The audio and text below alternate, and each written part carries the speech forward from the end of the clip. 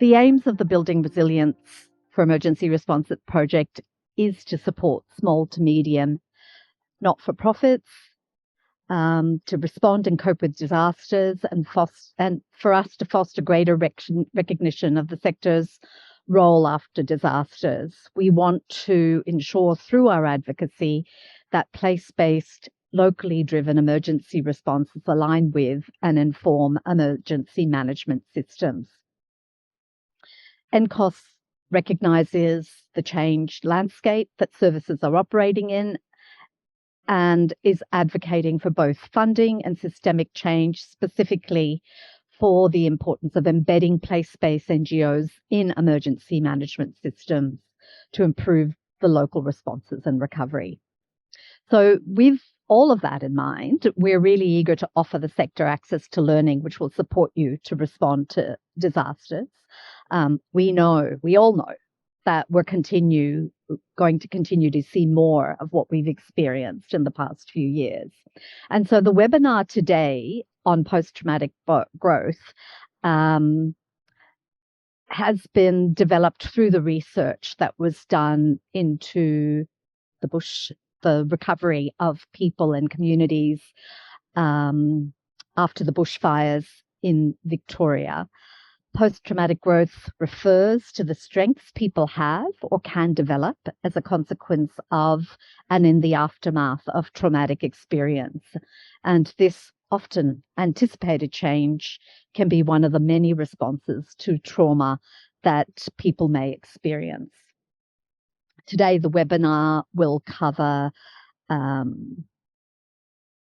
understanding of post-traumatic growth, the positive changes which can occur, the types of intervention which allow for those transformations, and some stories of post-traumatic growth that were shared by people who were personally affected by the 2009 Victorian Black Saturday bushfires.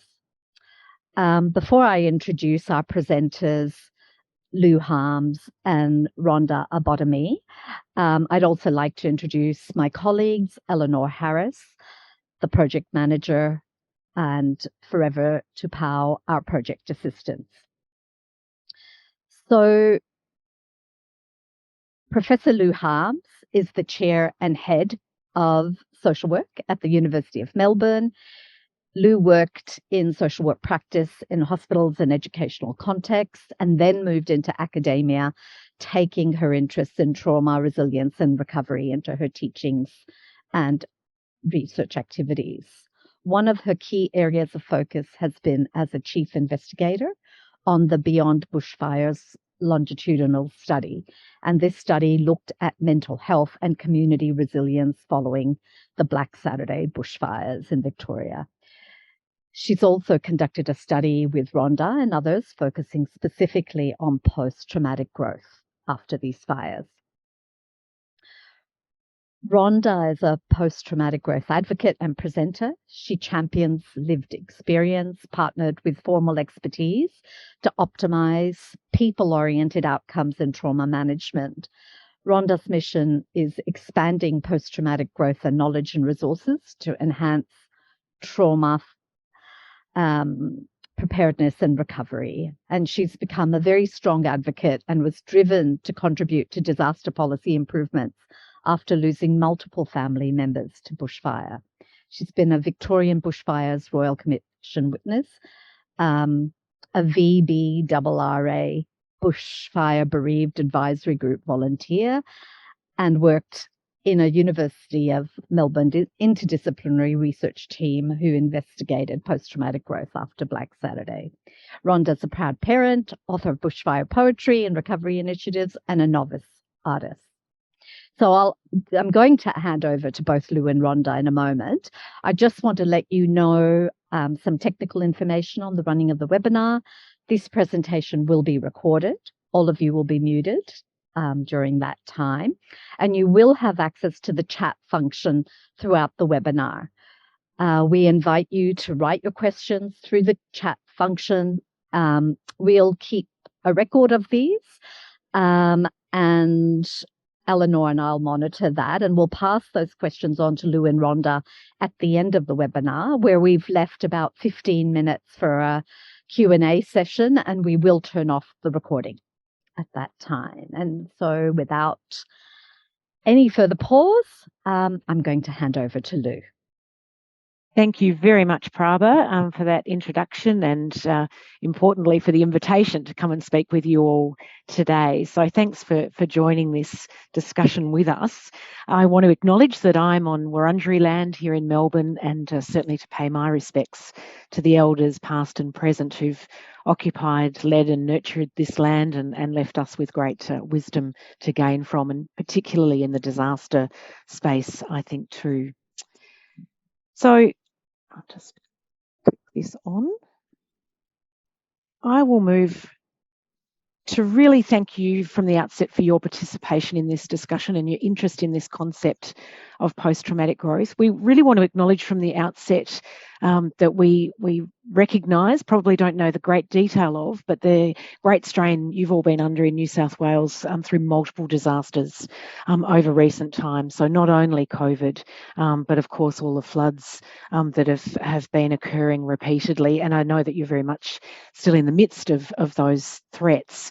And so what we hope today in talking about post-traumatic growth with you is that it is actually seen as not only a recovery resource, but something that happens throughout the disaster space itself. And we hope the ideas that we share with you are resonant, but we're also very keen to hear from you as people in the midst of working in disaster response about where those areas are resonant and where they're not.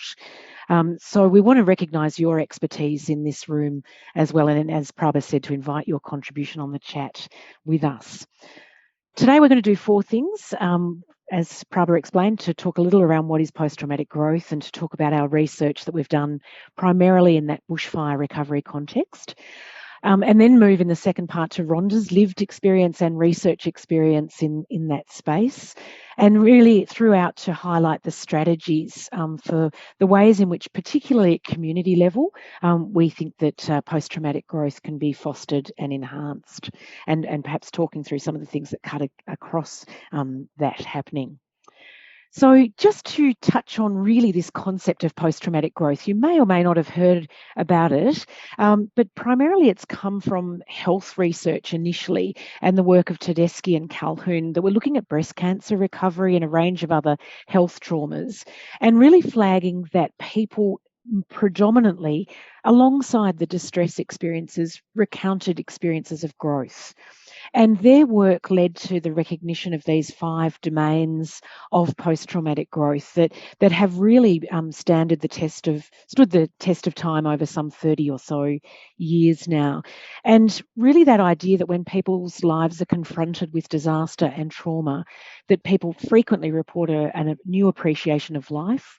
So the recognition of survival and the recognition of a second chance in many instances, a recognition of new possibilities, so new directions in life, a recognition of personal strength, so the capacity to cope with what they would have imagined they could never cope with. While we focus often on the ways in which relationships are damaged, if not destroyed, through trauma, their research and subsequent research has shown that many relationships actually become strengthened and enhanced through the crisis experience. And while less so in the Australian context, their research in the US really highlighted that people talk around spiritual growth experiences. And I think in the Australian context, we see that in terms of spiritual and cultural growth. So these are really just some ideas to put in front of you to say that this has been in the disaster research for about the last 10 years now, as identified areas of people's change and positive transformation at the intrapsychic level or the psychological level. And so our study of the recovery from the Black Saturday bushfires here in Victoria in 2009 enabled us to pick up some of the threads of this interest in post-traumatic growth in its relatively early days. So I want to give a shout out to our Beyond Bushfires research team here, led by Lisa Gibbs, and the other co-authors are there, and we can certainly link you with this report. What this study enabled us to do at year 5 and year 10 after Black Saturday was to go in and measure those standard experiences or standard domains of post-traumatic growth to try and understand longitudinally what was happening for people after bushfire. And then alongside that, we have conducted this smaller scale study of 20 in-depth interviews that Rhonda and I and another team had the opportunity to focus in on, and that very lived experience, not so much the tested experience of post-traumatic growth. So we'll bring you threads of both of these studies now. So what did we find from that 5 to 10 year window in relation to post-traumatic growth? We found that post-traumatic growth was actually relatively stable over that 5-year period. So notwithstanding that we didn't have that first 5 years of experience, people who were reporting growth at 5 years in those domains from that trauma were continuing to see that as an active part in their life. We found that women were more likely to talk about post-traumatic growth experiences. So we're curious about that gendered nature of the experience. And importantly, we found that PTG was associated in a statistical sense with higher levels of PTSD, but not associated with other mental health outcomes of major depression, serious mental illness, or resilience. So it does seem to be quite a particular phenomenon there that we can come back and talk in more detail with you about. But what we found was the higher the impacted community, the higher the post-traumatic stress, the more likely we were to see these reports of post-traumatic growth. And that was despite the fact that post-traumatic stress levels actually came down over those 5 to 10 years. So while that distress was lowering, the growth was staying relatively stable. We also found that there was a connection with natural environment, which I think in disaster recovery of the scale of Black Saturday, the scale of the floods that we're looking at, where environments are devastated, this association is really important, that the study that focused in particularly around attachment to natural environment found that there was that association with post-traumatic growth. And so this becomes an obvious space for intervention to work with that strong connection of place and post-traumatic growth. So we highlight that with you. And then this other element, I think, that we found in the Beyond Bushfires study was that it wasn't just that there were individuals who were highly traumatised and or reporting post-traumatic growth, but there was also a community level impact. So some communities in the study were, and they tended to be those higher impacted communities, were showing also that there was difference in community level PTG. So we are curious to understand in communities what can foster that growth, and we've already got some insights into that, but that's certainly an area of continual focus for us, because we want to understand how do we foster this growth. We understand that the growth is there, and we've got not only our study of this growth possibility, but international study of it post-disaster. But what are the things that agencies can do, clinicians can do, research can do to really embed post-traumatic growth as part of the recovery effort? So our smaller scale study enabled us to dig into that, because while we said, how are you going on these 5 domains of known post-traumatic growth, we also just wanted to understand how they saw their growth occurring. So out of that project is this website that's not been a heavily funded website, but it's got some of the key resources there for you to tap into about this study that Rhonda will speak a lot more about in a moment. But before she does that, I wanted to bring these pieces together, that the Beyond Bushfires study affirmed these findings on the left, that yes, these positive transformations were what people were recording and noting as part of their core experience in the aftermath of trauma, and we're talking years down the track. But the smaller scale study enabled us to really identify what were they seeing as the strategies around that. Where was a community associating its growth with? And so these 3 really important elements came out of this, which Rhonda will illustrate in a moment. But firstly, that growth through connection. So fundamentally, the connections with others, and primarily connection with others who are similarly disaster affected, was a core way in which growth was really fostered. that people really spoke about skills. So whereas the domains of post-traumatic growth are around psychological transformation, the focus of skill development was really to the forefront of our qualitative study. And it was both the reactivation of old skills, forgotten skills there, but also about activation of new skills. And so this expectation that change in post-disaster context, yes, some of it is very much associated with negative change, but change in a post-disaster context for individuals, families and communities, importantly, can really connect with this positive transformation and skill acquisition. And then importantly, I think through most of those interviews, Rhonda really found that it was creative engagement that was the fostering piece, and you'll hear that come out really strongly in a moment. But the ways that those creative engagements can also reflect the trauma experience. So it's not necessarily just creative activity in and of itself, it's the association also with trauma experience. So these are some of the threads of these concepts that we think start to ground practice. And importantly, it's not instead of mental health interventions that deal with the PTS. You can hear the relationship of mental health interventions that are really holistic. And the importance of finding people's different segues into these conversations. And time is perhaps an issue we can come back to in discussion, the timing of these areas of possibility and intervention. But from our Beyond Bushfires study, we have developed a number of recommendations from that and taken that back to a lot of community in the Victorian and context, that these seem to be the fundamentals for good mental health support per se, but they also underpin the real fostering of post-traumatic growth. Importantly, all of these hold the trauma experience as well. The centrality of being able to hold the trauma experience is really core. And you can see in our study that was emphasised for 5 to 10 years. This is not short term by any means.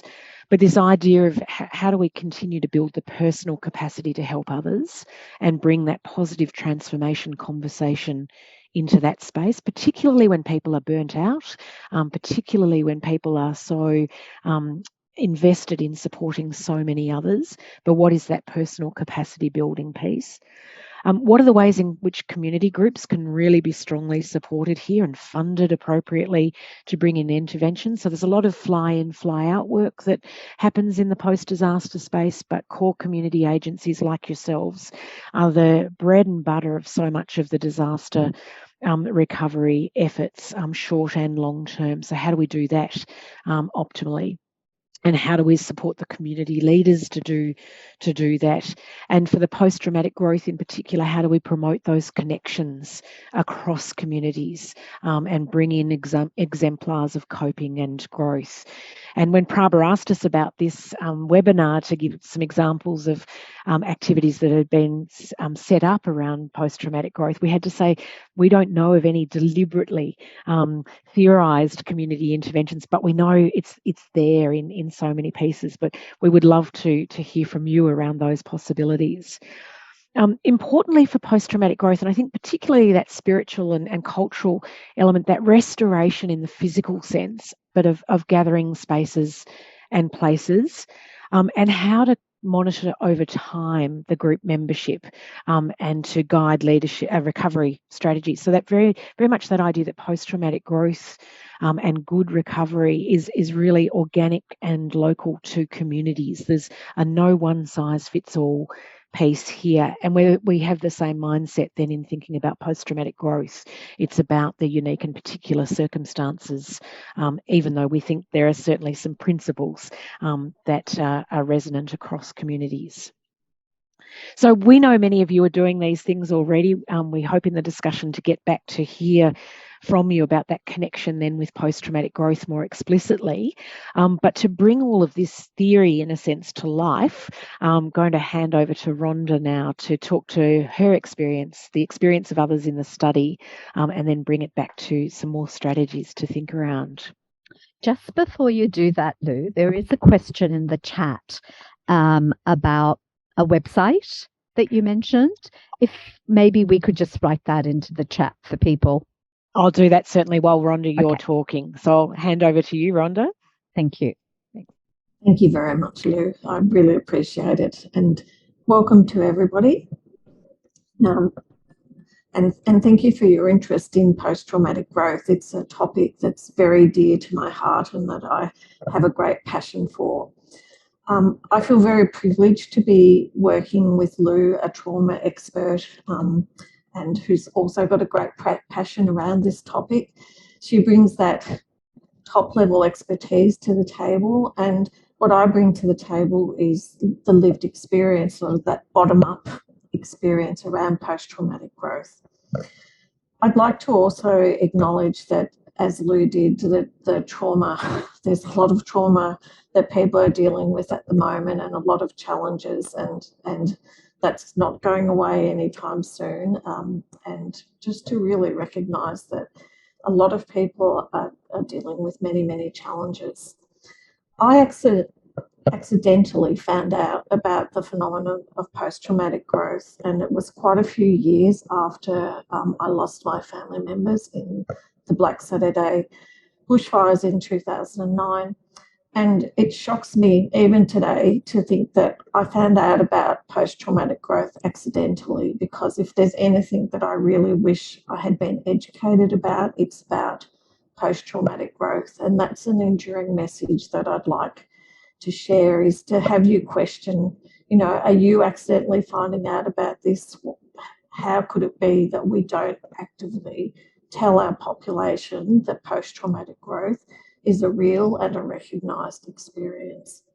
So when I first heard those words, and it was from a chance meeting with Lou, it was like a light bulb moment for me, and my instant reaction was, I wish I had been given post-traumatic growth resources as part of my Black Saturday journey.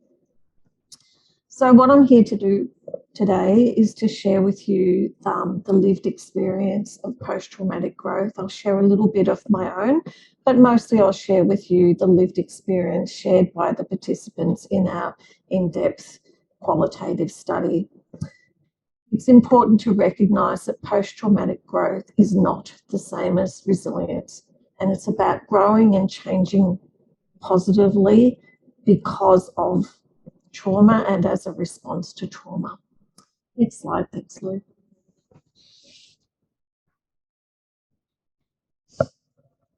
So just a little bit about my trauma journey, and I've unfortunately, just as life has unfolded, as it does for many people, I have been served up a fair few doses of very traumatic things.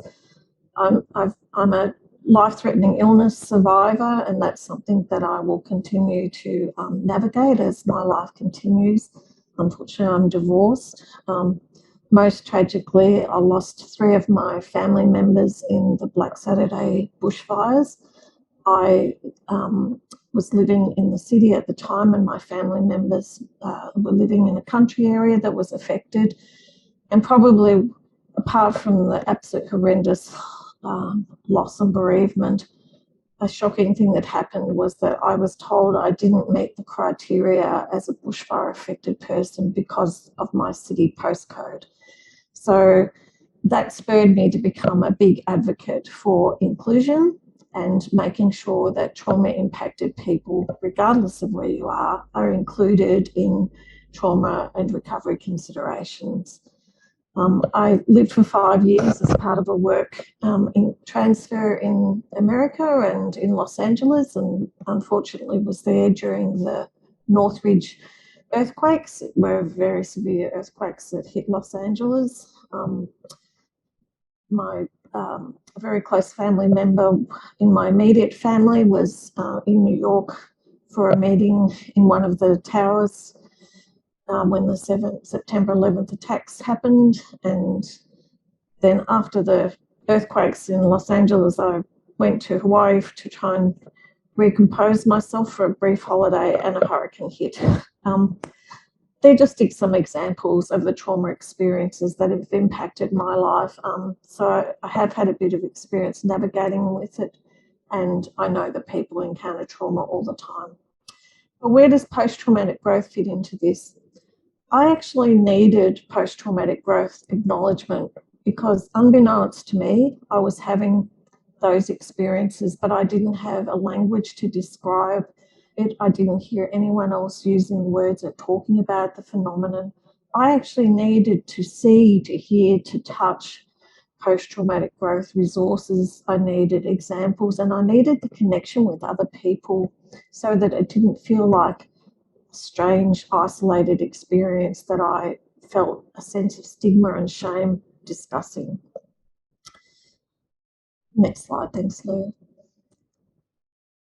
It is very, very important for any conversation around post-traumatic growth to be respectful and inclusive and holistic about trauma experience, which is a journey of decline and growth. And these characterisations, they're important. They're very typical representations of how trauma impact is presented. But you'll notice that not a single one of those very valid representations depicts the post-traumatic growth side of trauma response. Thanks, Lou. So as I said, my passion is now advocating for post-traumatic growth. My layman's version is that post-traumatic growth refers to this positive transformation that people can experience as their response to trauma. And I specifically want to point out that this can be direct and vicarious trauma. So this concept and phenomena applies to individual people, to workers, to volunteers, to organisations, to anyone. So it's a very wide and far-reaching concept. The message I'd like to have you take home is just simply to remember to start using the words post-traumatic growth. Remember that it does apply to direct and vicarious trauma. It applies to workers, volunteers and individuals. And for me, it speaks to the universal need for hope. I'd like to go on now and share with you some examples of my personal post-traumatic growth. As Lou alluded to, the development of skills or reconnection of old skills or actually discovery of completely new ones are experiences that I did have myself. Being a Royal Commission witness after the 2009 Victorian Bushfires opened up some advocacy skills that I never realised that I had, and I became a passionate advocate around a number of the issues. Of course, many issues arise during disasters, and I preferred to get active and contribute rather than get angry. Another example of my work or my own personal post-traumatic growth would be my involvement with the Victorian Bushfires Reconstruction and Recovery Authority's Bushfire Bereaved Advisory Group that I volunteered on for 4 years. And that's an example of both personal and group-oriented post-traumatic growth, where as a team we developed a legacy document of that 4 years worth of volunteering work, trying to provide a document that speaks to the learnings from such experiences. Thanks, Lou. Something from this next slide that I'd like you to take on board is that post-traumatic growth manifests as both individual and group type post-traumatic growth.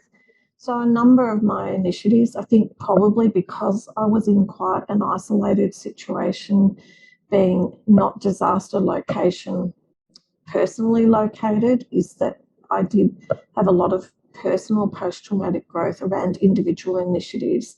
And these included a bushfire recovery initiative called SOC Day, Seeds of Compassion Day, which was supporting the concept of doing something small, nice, once a month for 12 months, where you just were encouraging and added hope. I started writing, and it was really for my own psychological survival, and that writing turned into a set of poetry, and I'd never been a poet before the bushfires, but again, the trauma experience and my reaction to that trauma brought something out from inside of me that I didn't have prior to the fires. And this is this transformative change that we're talking about. I certainly wasn't bouncing back to something I had before, but I was actually transforming into someone new.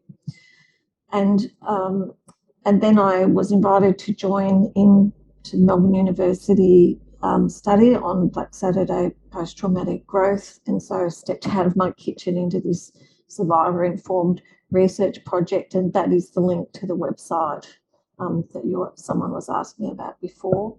And my most recent initiative is that I'm doing my Masters of Business Administration, and I'm looking doing my thesis at the moment, which is almost finished, and I'm looking at organisation demand for post-traumatic growth resources as part of that thesis. So anyway, that's enough about me, but I want to share that how my lived experience, it's authentic, it's real. I'm so grateful for having my post-traumatic growth experiences, because without them, I would have only been focusing on the decline. Thanks, Lou. So turning to the Melbourne University Black Saturday Post-Traumatic Growth project, an amazing project to be involved in. It was an interdisciplinary team, and our focus was really wanting to listen to survivor and impacted people's their versions of what post-traumatic growth looked like to them. So real stories by real people. Thanks, Lou. One of the outputs apart from the website was that we created a banner display, which was taken around to things like conferences and different presentations. Even a White Ribbon Day presentation is where these banners were all displayed, which was a White Ribbon being a domestic violence program. And we created a series of banners that showed quotes and images from the content from our participants from that research. This is an image of our interdisciplinary research team, and to give you a sense, we had people there from the Department of Social Work, the Department of Medicine, the Victorian College of Arts, and the Department of Computing and Information Technology. And it was, again, such a privilege to work with this wonderful group of people. This next picture just shows you another representation of some of the output from our research. We made up a canvas exhibition of individual quotes from the participants with imagery that was married together with their quotes. And this is another type of material and format that we would share and present the post-traumatic growth findings in.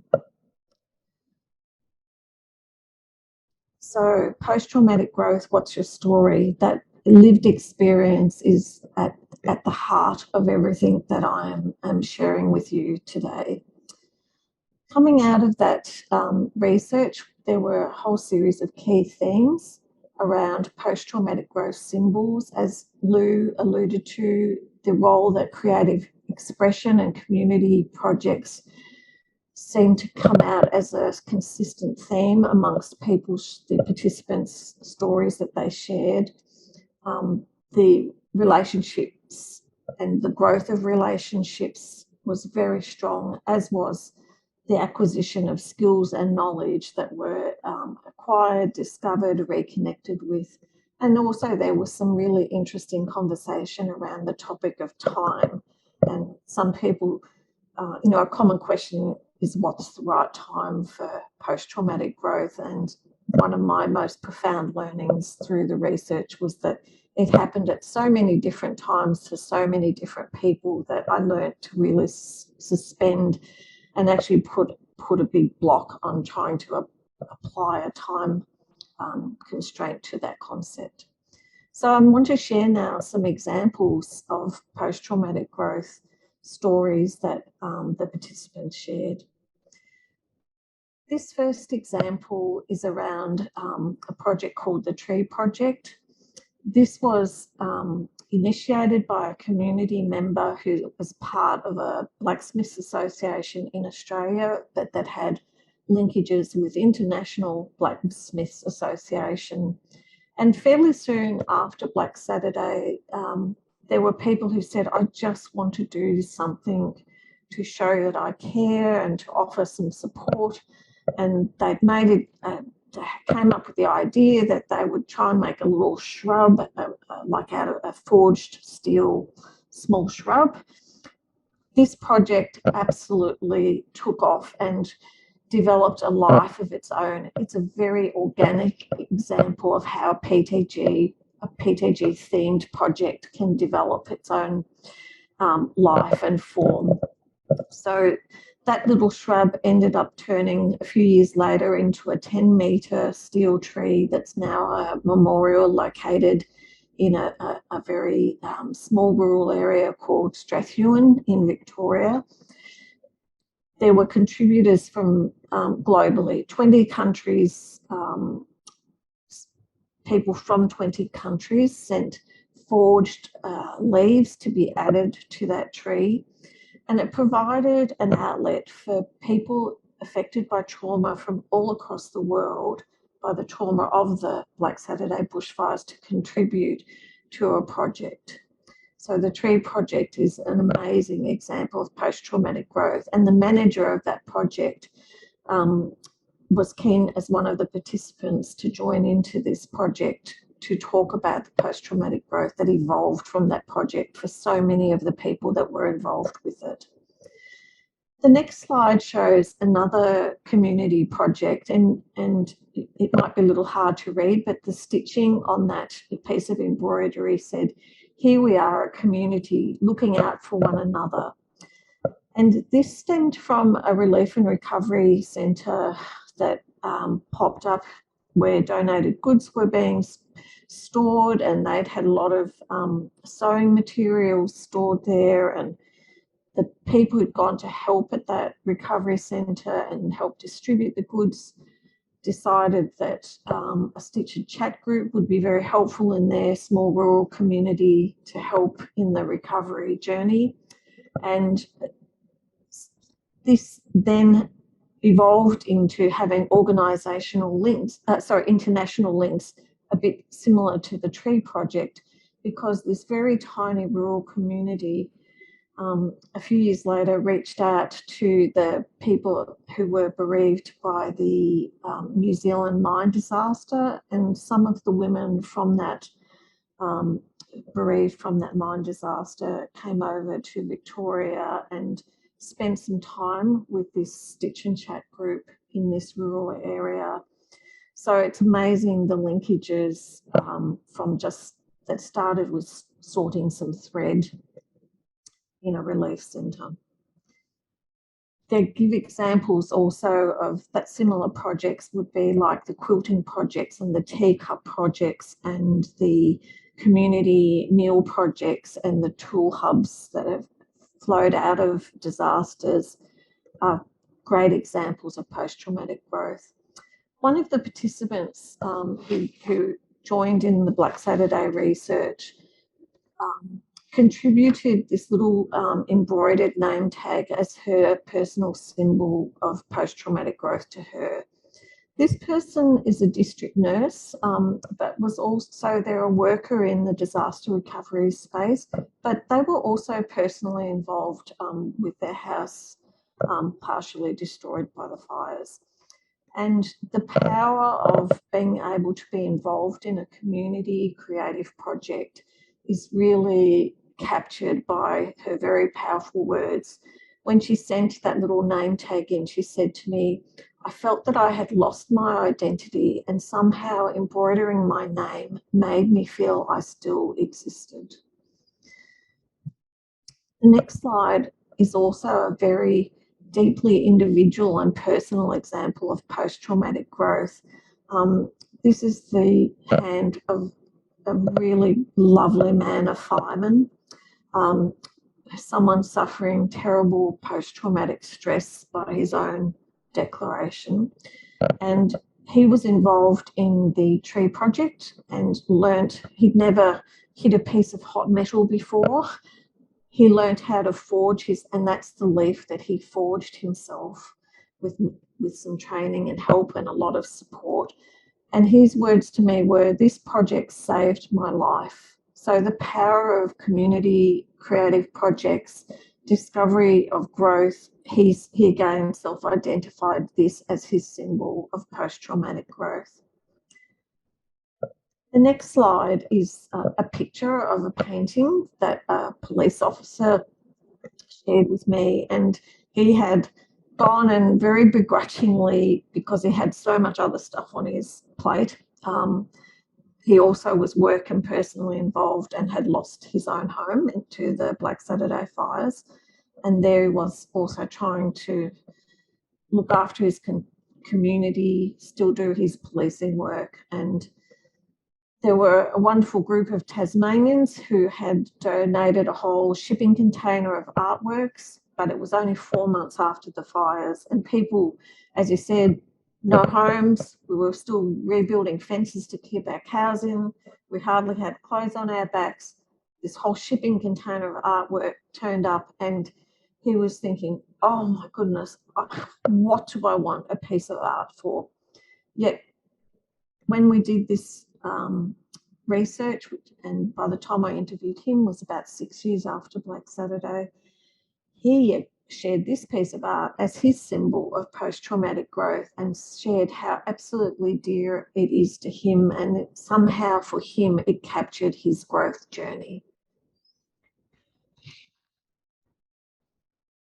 This next quote, I think, shares a very important message and reaffirms what I was saying before about the importance to acknowledge both the decline journey and the simultaneous growth journey.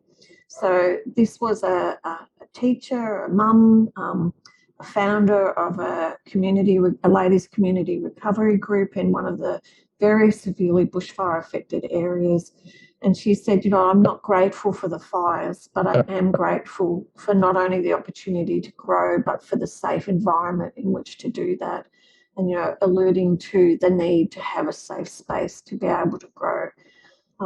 Like me, if no one is talking about post-traumatic growth, if you don't hear the words, if there's no pamphlets handed out in the relief and recovery centres, it's not a very safe space to just start talking about your post-traumatic growth. And in fact, some of the participants in the study spoke, a number of them, about the stigma around post-traumatic growth, that it was all right to talk about your decline, but it absolutely was not okay to talk about your growth. The next, next example is from an older farmer who again self-declared that he had very severe PTSD from the Black Saturday bushfires that he does not believe he will ever recover from. However, the opportunity to join into the research and share his stories of post-traumatic growth really appealed to him, and he wanted to talk about his community post-traumatic growth. This was a very small community that was quite not well connected amongst community members, and then after the fires they became very heavily connected. They developed a really robust men's shed program and a women's program, and then community meals program. This gentleman would have run the proverbial country mile if you'd asked him to talk about his decline experiences from trauma. But he found the dignity of post-traumatic growth conversations a safe entry point to talk about his trauma experience. And I'm always reminded that this was something that Lou had chatted with me about at the beginning of our work, that her belief that maybe post-traumatic growth provides a really good entry point for having some trauma conversations. So the men's shed was a very successful part of their post-traumatic growth in that community. And as he said, it brought people out of their hideaways. It's given them a new lease of life, and they would never have had the connections they now have but for their trauma journey. The next participant, again, is alluding to this dual experience of decline and growth and the need to respect both. This person is a senior executive in one of the very large NGOs, He's speaking to the enhanced sense of self element that is one of those formally identified elements of post-traumatic growth. And this concept of learning about himself, understanding his limits, feeling it was uncomfortable, but it was absolutely a positive growth experience and transformative for him being involved with those fires in a work capacity. So again, this is bringing that conversation about vicarious trauma and direct trauma. This next participant spent quite a bit of time talking about growth amongst the bureaucratic struggle, which I know so many of you will be able to relate to. And this community had a lot of fights with their local government authority and fights around grants and funding issues. And in her contribution to talking about what post-traumatic growth meant to her, she was really reflective on the skills that people had to find, to gain, to draw on, to pull together, to fight for what they believed in and to achieve what they achieved. Hence the barbed wire image that tied in with the growth experience. So her emphasis was really on skills, as is the next person that is reflected. And this person was a public servant that contributed their story of post-traumatic growth. I think one of the things that I found really sad during doing this research was that the workers in particular were very reluctant to talk about their vicarious trauma and about their post-traumatic growth. And that broke my heart, because as human beings, if we're trauma impacted, we deserve to be recognised and understood in exactly the same way. So this issue of post-traumatic growth stigma, but this person's reflection again was on the acquisition of skills and how mind-blowing it was to discover skills and the speed at which skills building went on that would never have happened but for their trauma experience and reactions.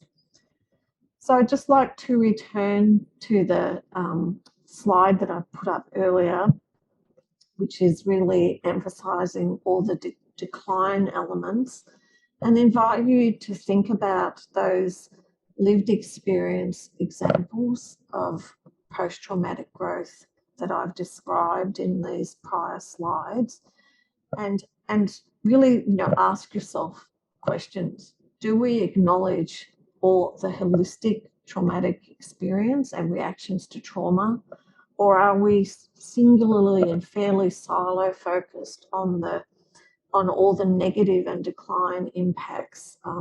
Because I'd really like to see a slide like this that combines some post-traumatic growth elements when people are presenting any material on trauma. I alluded very briefly about the light bulb moment of finding out about post-traumatic growth, the phenomena, and that the term actually existed. And it really was uplifting for me to hear those words, that was a real experience. And my wish that there should be post-traumatic growth resources. I was not handed a single thing about post-traumatic growth. I really needed all the information about the decline impacts of trauma that I received, and I was very, very grateful for all of that. But I'm shocked that there's not a single piece of resource handed out about post-traumatic growth, and no conversations, and you don't hear the words. And as part of and this is now nearly 13 years ago, the fires that I experienced where I lost my family, and I've recently, in the last 6 months, spoken to one of the national emergency responder agencies, and to the best of their knowledge, there's still no resources that are handed out at any point about post-traumatic growth in the relief and recovery space. And I'm saying, just as a citizen, as a community member, what are we doing? What are we thinking? Why are we not emphasising this incredible hope-giving element of post-traumatic growth? My wonderful older farmer contributor, Danny, he made this contribution. He said, you sort of reflect back on the trauma journey over years. And again, I interviewed him about 6 years down the track from the Black Saturday bushfires. And despite his crippling post-traumatic stress, he was able to say, I reflect back on it. It's been an amazing journey and we are still on it. Post-traumatic growth for some people happened very early. Like one of my participants said, their first inkling of post-traumatic growth was at the 48-hour mark into their Black Saturday journey, just 2 days. Danny said it's a journey that's still happening for him. And another person that I interviewed, a bereaved young man who'd lost his whole family, he again wanted to participate in the post-traumatic growth research. And he said, I haven't had mine very much yet, but I can see it's on its way. And I take you back to my comment about time. So some strategies for supporting a post-traumatic growth, as Lou spoke to them, and as you can hopefully hear from the messages I'm trying to share, is please start using the language both explicitly and implicitly in disaster preparedness and in post-disaster communications. I've got a strong gut instinct that there's a huge opportunity for post-traumatic growth education in the pre-disaster space. I think I would love to see post-traumatic growth education getting into our schools, into our workplaces, and start making post-traumatic growth a common term, a bit like PTS now is a fairly widely understood concept. Even if people don't know a lot about it, it's not a completely unknown terminology. And this concept of exploring post-traumatic growth conversations as this really nice entry point for broader trauma conversations. There has to be very careful respect around the trauma space, of course. You can't just have a Pollyanna type mindset around it. There's the respect of looking at it holistically about the decline and growth elements together, and sensitivity around timing, and that there is a massive diversity of individual and community experiences and needs for this knowledge.